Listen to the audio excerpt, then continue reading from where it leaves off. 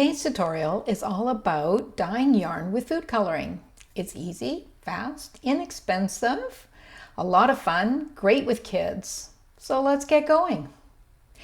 Before we get started, I'm sure some of you might be thinking, well, I might be getting some pastel colors. That's not really what I'm into.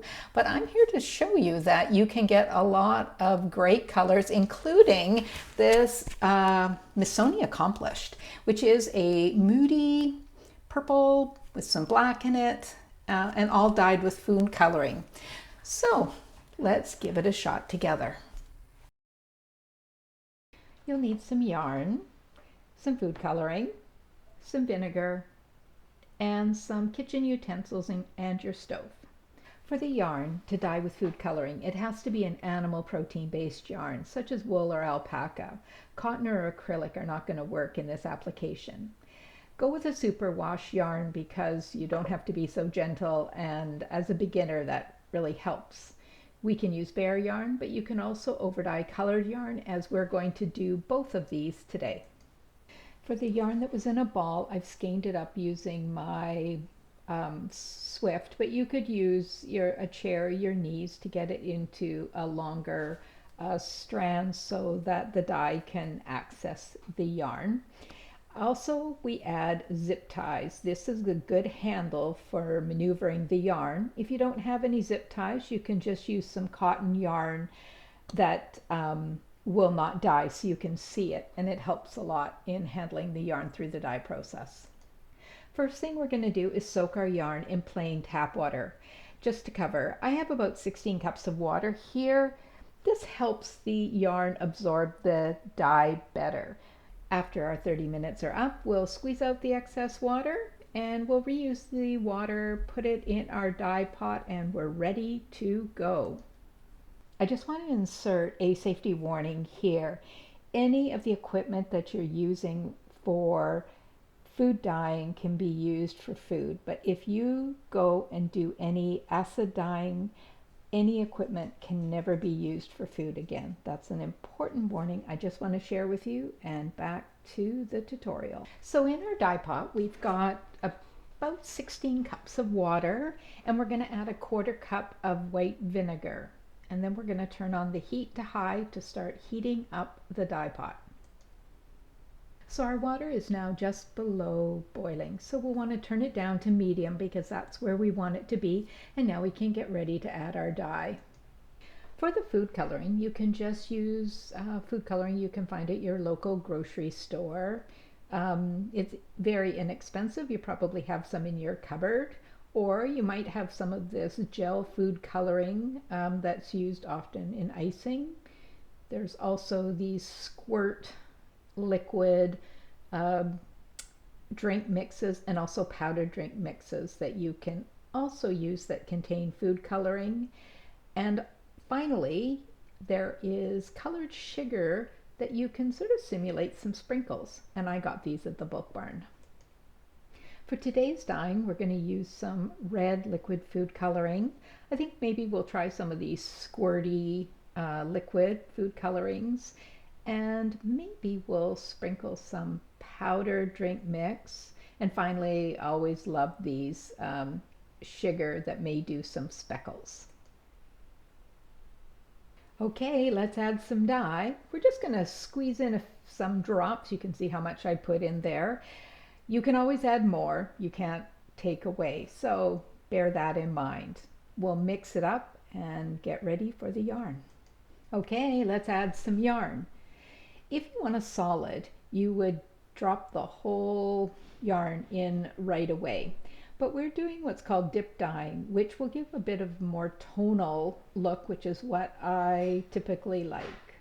So we're swirling it around, and we're letting some of the dye attach itself to the yarn, and you can see the green is now orange and the gray is, I don't know, purpley brown, and we are getting a pinkish color. So you can use your tongs to move it around to get more of the yarn accessing the dye in the dye pot. And then we'll just look and see, and that looks like the dye is already exhausted because the water is clear, and that's what you're going for. But as I look at this yarn, I'm wanting to have more color, that's for sure. So I think we will probably add more dye to the pot, and you can just go ahead and squirt it into an open area and mix it around, and it will be absorbed by the yarn. You can do it till you get the color that you're looking for. As you can see, we can toss the yarn around a bit because it's superwash. We don't have to be as gentle, and we're trying to make sure as much of the yarn is exposed to the dye. And it looks like we're already exhausted again. At this point, you can be done if you're looking for a solid, semi-solid, or tonal, but we're going to play around a little bit more. Now we're going to play around with stuff. We're going to squirt around some of this liquid drink mix, and we'll toss in some of those sprinkles and some of the powdered drink mix.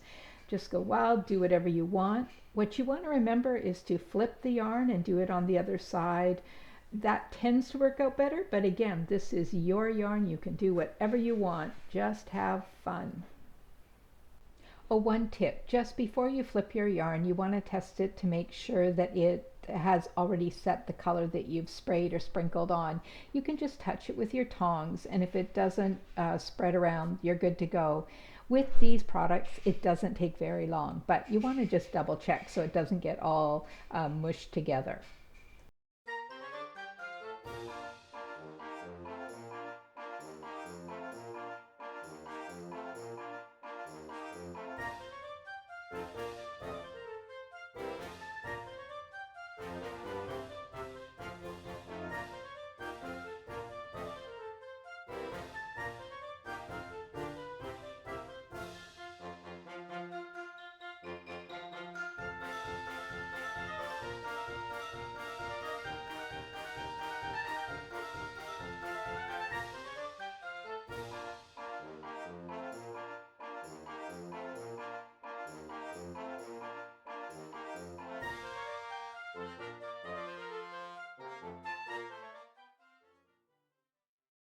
When you have the yarn looking exactly how you want it, you add a 1/4 cup more vinegar, stir it around a little bit, and then set a timer for 30 minutes. Make sure it doesn't boil, but it wants to really get steamy and warm and set the yarn. You'll check your yarn and you'll see that there is no color left in the water, so we are good to go after our 30 minutes. So what you want to do is you want to turn off your heat, and we want the yarn to cool until it's cooled to room temperature. Once your yarn is cooled, you can squeeze out the excess water, and look at what we have. Now that our yarn has cooled, it's time to wash it.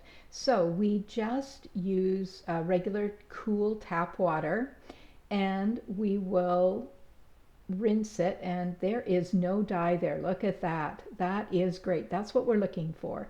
No leaking or dye transfer. Fantastic. Super happy with that. Now what we need to do is we need to wash it with a little dish soap. So just use your regular dish soap that you wash your dishes with, and I suds it up a little bit, and we wash the yarn with it. You'll want to do a thorough rinsing, and then we hang up to dry. We're almost there.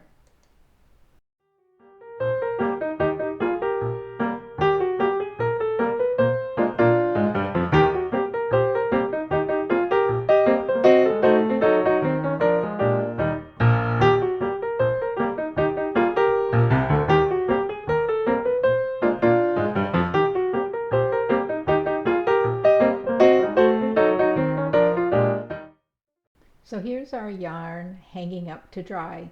It'll dry a little bit later, as you will see, but this is our final result. Look at the colors. One was green, one was gray, and one was bare. Really like the look. I wound it up into a ball so you can have a look at it, how the bare yarn looks once it's wound up into a ball. Pretty. I like it.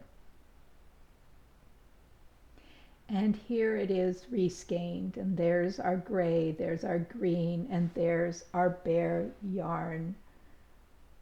What do we think? I'm pretty pleased with it. So what do you think? Are you going to give it a try? I sure hope so. So here's our final products. Here is our bare yarn that we did. Here is the gray yarn, grandson's personal favorite. And then we have the green yarn. So all different, all lovely. Some other yarns that we dyed when we could see our grandson. You can see we have a color theme. Certain ones he only likes, but that don't let that hold you back, because here's some other ones we've done. So there's a color for everybody, everything that you want to do. I hope you give it a try. Let me know if you have any questions. Let me know how you did. I thank you for watching, and until next time, take care, stay safe, and get crafting.